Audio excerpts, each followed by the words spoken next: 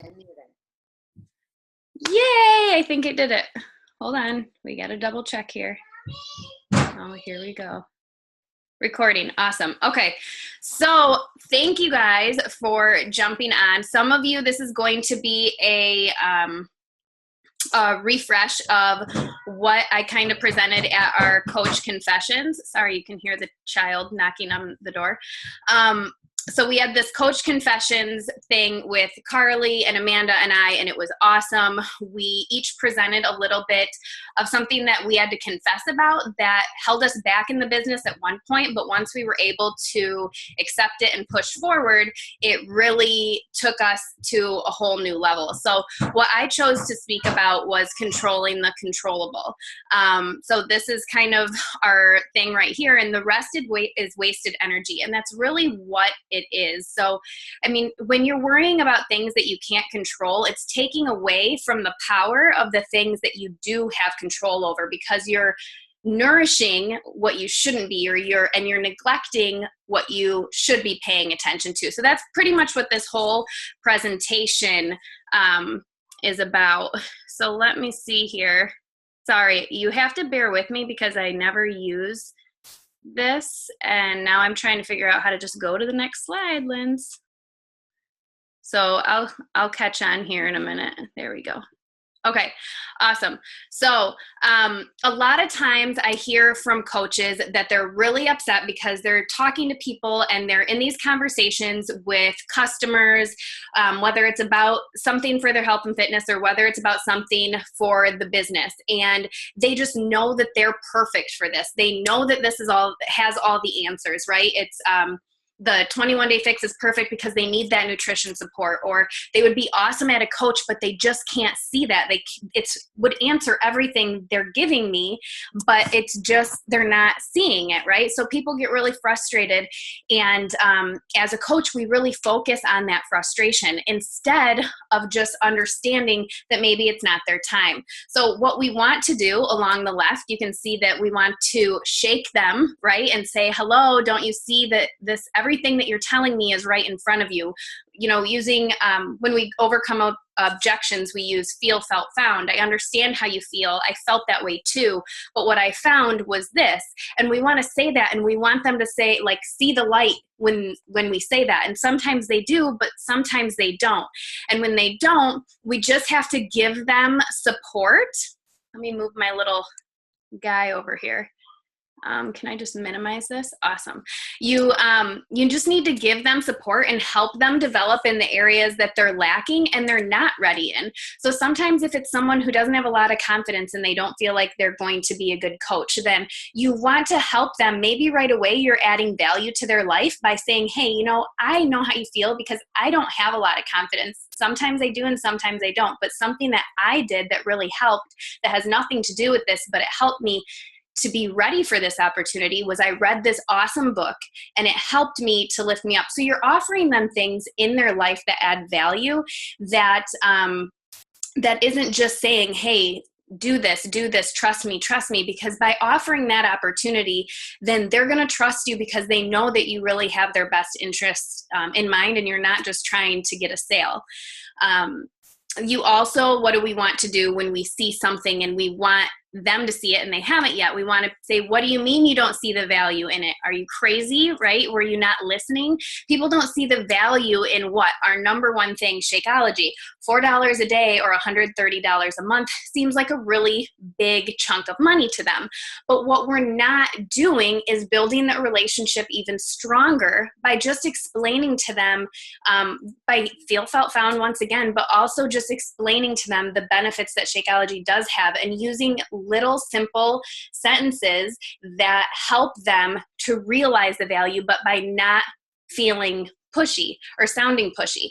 So what that would be like not seeing the value in it, would be, you know, for me, what I say a lot of times is I refer to them as meals. It's 30 meals of Shakeology. It's not 30 days. It's a meal because you're getting everything you need in one day nutrition wise in one meal of Shakeology for only $4? What meal can you do or have for $4 that is going to supply you all of that? That's also going to allow you to not take your vitamins, because it's all in there, right? So you're also taking a chunk out of your budget for your groceries, because this is replacing something. So when you want to say those things, that's what we want to say, because we can't control what they can see, but we can control how we build that relationship stronger and nurture them and explain to them the real benefits. And if they still don't see it, then they don't see it, and that's okay, because this business isn't for everyone. Shakeology is not for everyone.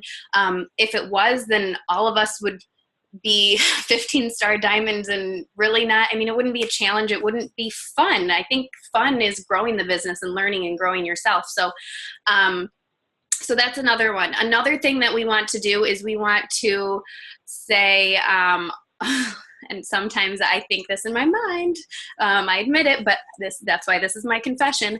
But I would say, okay, put your big girl pants on, or put your big boy pants on. Like, I did it, so can you. That's another one with time.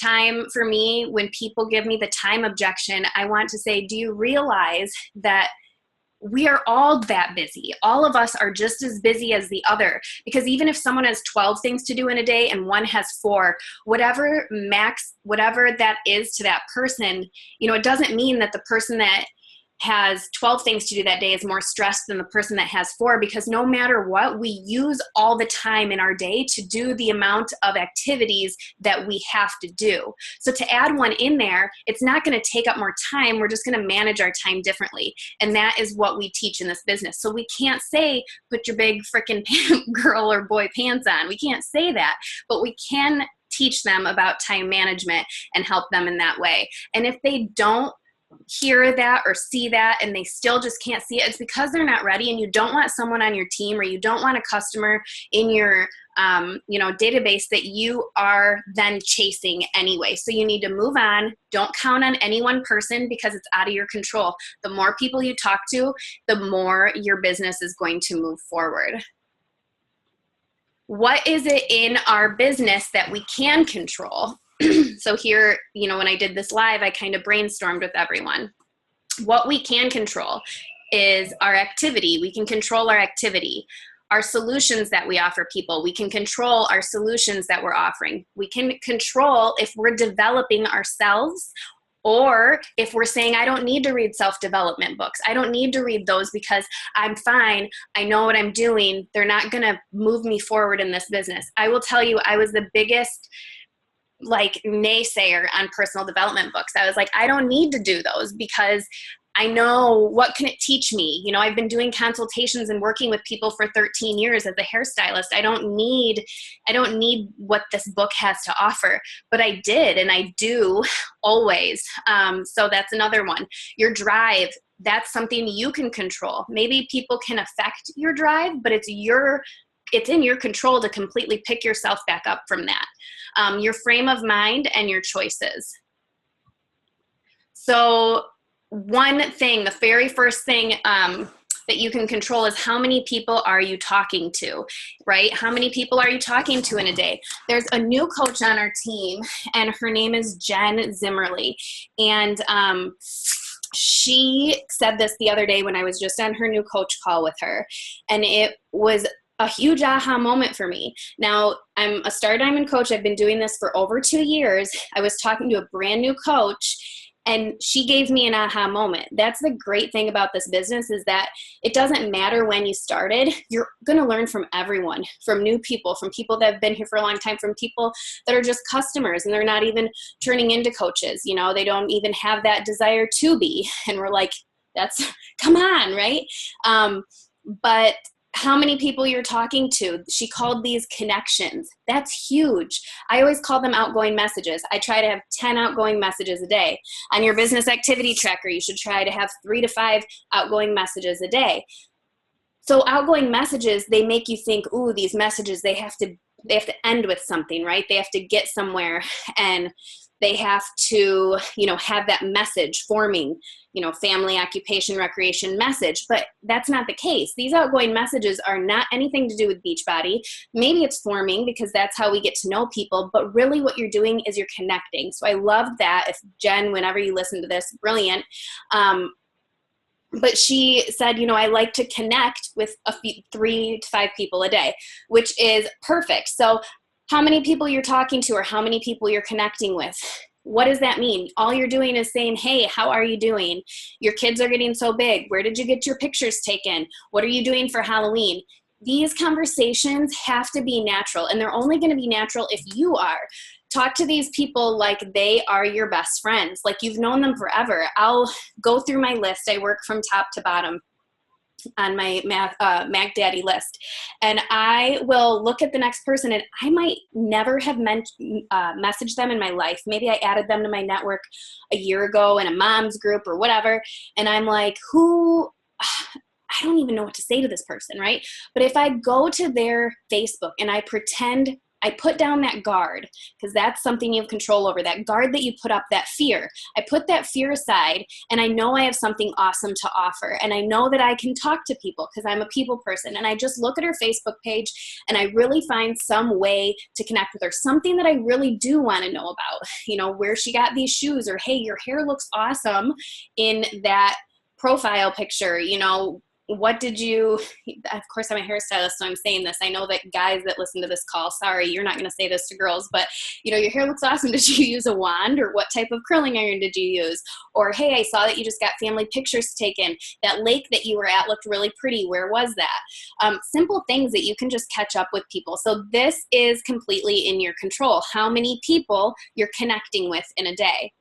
The uncontrollable, let it go. You need to relax and let it go when you get crickets.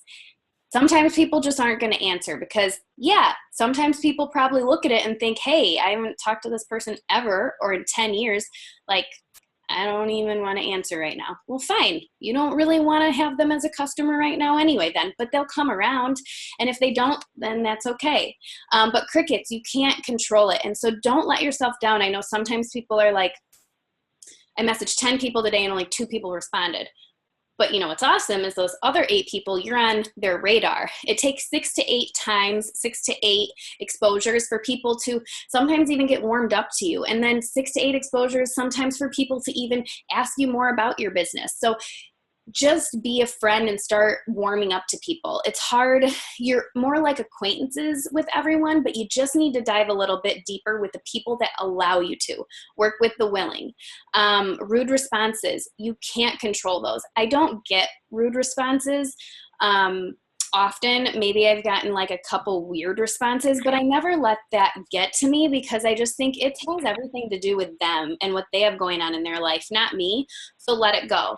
And people that just don't engage back. If you're in a conversation and it's just like you are pulling out your hair, individual hairs one by one, because you're like, this conversation's so boring. This person, why do you even keep answering me if you're just going to give me one-word answers and then I feel like I have to keep going because I'm trying to form this relationship, right?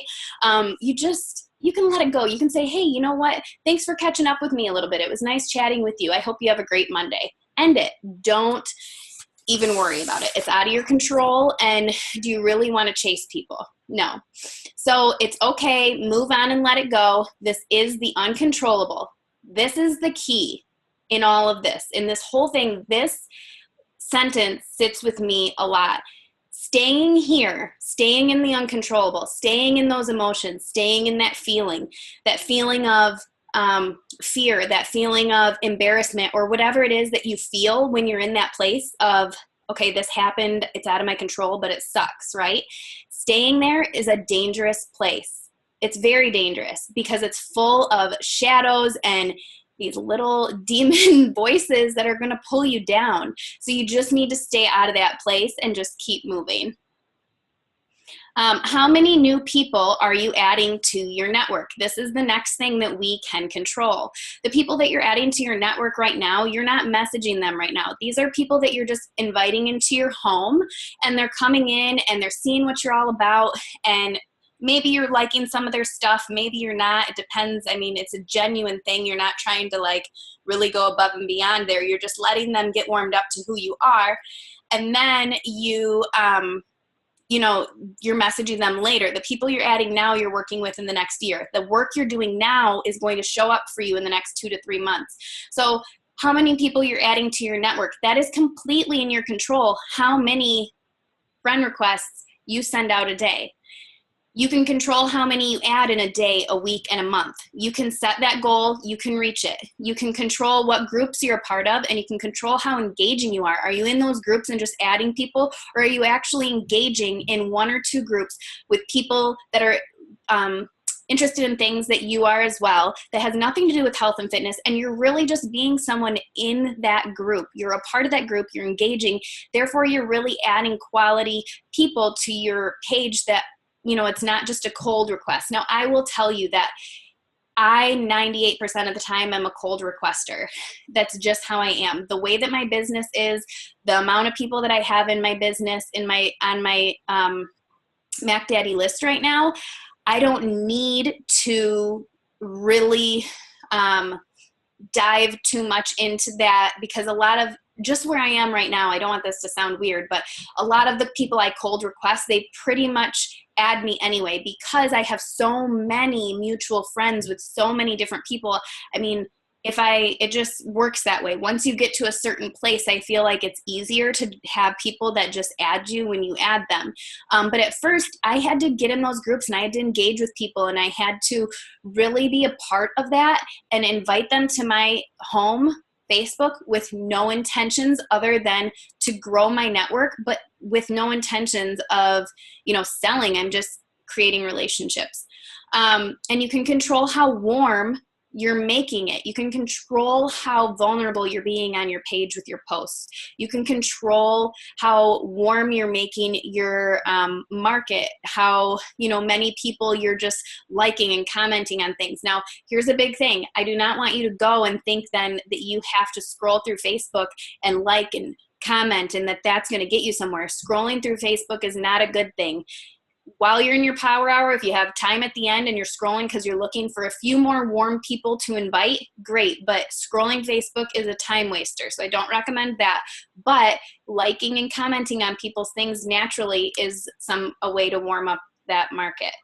The uncontrollable and what you have to let go, you have to realize that it doesn't matter how many people accept your friend request. Who cares that you sent out 20 this week and 5 said yes? That's awesome. 5 said yes. The thing that I do is that I write down all 20. All 20 of the people that I friend requested go on the very bottom of my Mac Daddy list. And when I get down there, if I type that person in and they're not my friend, then it's going to pull that person up and I'm going to friend request them again. It's going to be a year from now, maybe a year and a half from now, because I have 3,000 people on my list. But it's okay, because then maybe they're going to say, hey, I think I recognize that name. Maybe I do know that person. Or maybe they're going to not accept me again. I don't care, but I'm going to do it again. So don't worry about who accepts and who doesn't, because their name goes at the bottom of your list and you're going to see them again sometime. And if not, then whatever. Keep adding and move on. This is another key thing that sat with me from the beginning of this, is that the amount of people you add in a day, the people that communicate with you, the amount of people that, you know, either lift you up or put you down, whatever it is, they don't define you or where you're going. The only thing that defines you and where you're going is yourself. You're the only person that can define that. You know, I say to Amanda all the time, Amanda and I, just so you guys know, we're so close to hitting Premier this year that it's kind of painful to let go, because we're so close. Like, we just both need, I think, a diamond or 2 diamonds, and a lot of our people are, not a lot, but like a couple of each of our people are really close to diamond, and we just need them to hit it by November 18th, and we will be Premier this year, which is an amazing accomplishment. But the thing is that we told each other a long time ago, like, we're so close, we can taste it and we want it, right? But that doesn't define us, because what defines me is that I'm doing this business to help people. I'm doing this business to stay home with my son. I'm helping people and I'm staying home with my son. That's what defines me. I can't get caught up in the fact that I'm not going to hit Premier. So you know what? Next year I'll hit Elite, and that's fine. But so you can't get caught up in what defines you. It hurts. Like, I just texted Amanda today and I was like, or message her, I don't know, I'm like, gosh, it's just so close, but at the end of the day, we know that we are helping so many people and that our lives are so awesome because of this, that Premier doesn't define us. 15-star doesn't define us. 5-star doesn't define us. People accepting my friend requests, they don't define me, right? I know what defines me. I'm true to that. And that is what keeps me going. And that's what makes me successful. How many people you invite to join your journey. So are you inviting people, or are you waiting for them to say, hey, invite me, right? So I gave this example at the coach confessions, and it went over really well. So let's say that I'm having Owen's birthday party, and I'm like, listen, this is going to be awesome. We're having ponies. We're having all these things for the kids. We're having all these things for the adults. It's going to be just totally amazing. I'm going to have, I'm giving $100 to every person that comes, whatever it is. Like, I'm making this sound awesome. And then I never invite anyone. The day's going to come and no one's going to be there. And I put all of this work and this heart. And I never physically invited anybody. Right? So then what's going to happen is I am going to not have anyone there. 1, 2, some people are going to say, oh, that's okay because I, didn't need to, I wouldn't make it that weekend anyway. And then some other people are going to be like, well, I really wanted to go and I could have went. Why didn't she invite me? Maybe that wasn't a party for me, right? They don't know. People aren't just waiting for you to be a Beachbody coach and say, hey, you're a Beachbody coach, invite me. You need to invite them. People are not just going to come to you. So you're in control of how many people you invite, and you can't be afraid that they're going to say no, because if they do, that's okay. It's an exposure, and you just keep that relationship going and you move forward. You're only going to be inviting the people that are already that warm market that maybe you chatted with a few months ago or whatever. So, that's in your control, how many people you invite. The uncontrollable. The hardest is to let go. It's the no. So we can't control the no. The no hurts us. I know people take it personal. People say no, but you have to remember they're not saying no to you. They're saying no to something that they think is not for them. That's out of your control. But what is in your control is how you respond to the no, how you talk them through. Well, I understand, feel, felt, found. I understand, but tell me why you don't think this is for you right now, and help them to really work through it. And in the end, you might say, you know what, Sally, this really isn't for you, but I'm glad we talked about it because I have this book I could recommend, or I have this friend that did this and that really worked for her, and you're still helping. And in the end, in 5 months, maybe it is for them then, and they're going to remember how warm and comfortable you made it for them. You're in complete control of how ready you are for the objections. No one else. Can you overcome these with them? Are you comfortable with Feel, Felt, Found?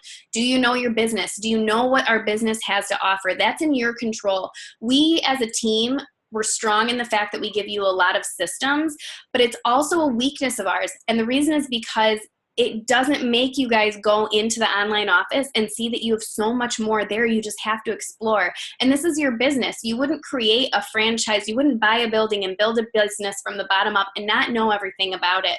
So make sure that you know your business. That is the controllable, which is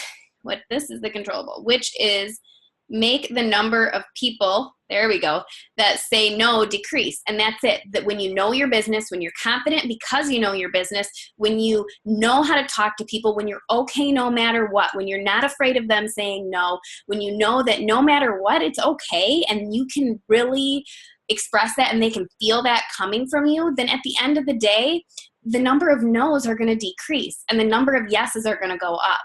Since I've really embraced this, I get about, out of 10 invites, about 5 to 7 yeses. And then maybe about 2 to 3 of those kind of wither off. But for the most part, I feel like I get a good 40 to 50% yes rate now. And it's because of the fact of how I've got comfortable with this, and it's really okay no matter what, and people know that, and they typically come back around. The way that you keep the relationship growing, you rise above it, you don't take it personal, and you move on, that's in your control. And what that does is it affects what's not in your control, which is how the other person feels.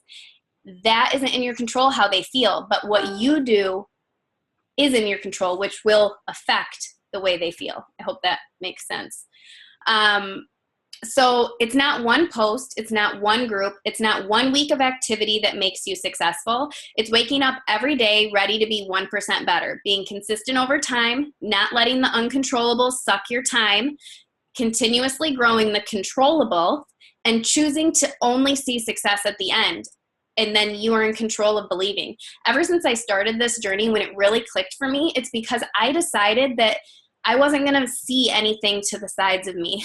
I wasn't going to see the people trying to trip me along the way, the sinkholes that I might have fallen in, the hills that were going to be too high, or the times that I was going to feel really down. I chose not to see those, and I only see success at the end. I only see that. Because if I keep my eye on that, then the rest of it isn't going to be able to touch me. Maybe it can poke me, and I'll get a little mad, but it's not going to bring me down. So, you need to just believe and focus on only seeing the success at the end. So I can control. I can control the number of people I share this business with enthusiasm and excitement, because people, you're the product. You're what people are joining. They're joining because of you, because of the way you're putting it across, because of your excitement and your enthusiasm. So not with fear of no. Don't approach people with that fear, because no is okay. I welcome the no. I welcome it because I like talking it out with people. I don't care if their answer is no in the end, but I want to hear well, tell me why you think this isn't for you. Let's talk about this and work it out. And I'm really honest with them if I think they're right or wrong, but I say it nicely. The opportunities I give my coaches, I have the control of giving you guys these presentations, setting up push to Emerald groups and new coach groups. That's in my control. The groups I run monthly for customers and coaches, those are in my control. How great they are, how interacted I am, how fun I'm making it for them. That's in my control. But what does that control?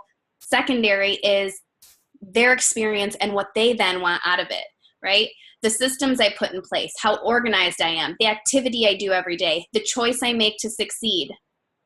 I cannot control the activity my coaches put out. That kills me because I'm an Emerald mind frame. So hello, this is your list and this is how you work it. And what, just you don't go to bed until it's done, right? That just makes sense to me. But that I'm not like everyone and everyone's not like me. And that's the beauty of it. But I can't, you can't control the activity. You can only control how you teach it. I can't control the calls and opportunities my coaches and customers accept. I can't control how many people are on this call. I can't control the participation in my challenge groups. I can just try to make it as fun as I can. I can't control the amount of people that say yes. I can't control the duplication that happens in my downline. And I can't control the way people view me and what I do. Not everyone's going to agree with me. Not everyone's going to like me. And that's okay, because I know that out of every person that doesn't agree or every person that doesn't like me or like what I'm doing, there's 100 other people that at some point will need what we have to offer. I choose to control the controllable and worry about that only. I choose to breathe excitement and life into this business and lifestyle every day for anyone that's willing to accept it and listen. I choose to talk to more and more people and spread the truth that they can change their life with passion and love. So I like to say those things to myself when I'm having the days that I'm feeling a little down. I have this printed off and I look at it and I read it at least, once a day or once every other day, just to remind myself of why I'm doing this and what I choose to do and who I choose to be. So the secret sauce is choosing to fuel your soul with only the good. Let the bad slip through the cracks, and instead of letting them bring you down, choose to strengthen them and lift them up. So what's your weakness in this business? Is it your confidence? Then find a personal development book on confidence and lift yourself up. Is it you're inviting? Then really get into your inviting and see what that is. So just so that you guys know, this is going to stop in a minute. and it's going to stop. And what I'm going to do is I'm going to leave it where it stops, and we're going to have to jump back on, and I'll record both sessions. That's just how it's going to have to be. So when this cuts us out, jump back on the same exact number and we'll finish. It's only another 10 minutes, but I just want to get it all to you without rushing. So it is said that there is a certain 20% of the activity that you do in your business that's responsible for 80% of its growth and success. So let that sink in there. There's 100% of activity that makes your business successful. Out of 100%, 20% of it makes 80% of your success. That other 80% is important, but it's only responsible for 20%.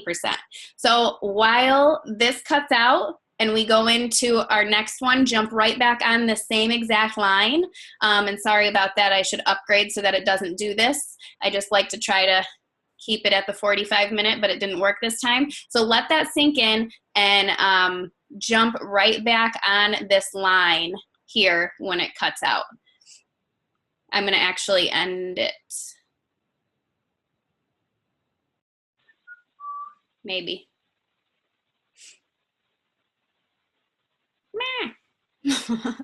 Amanda's like, Lindsay, come on. All right.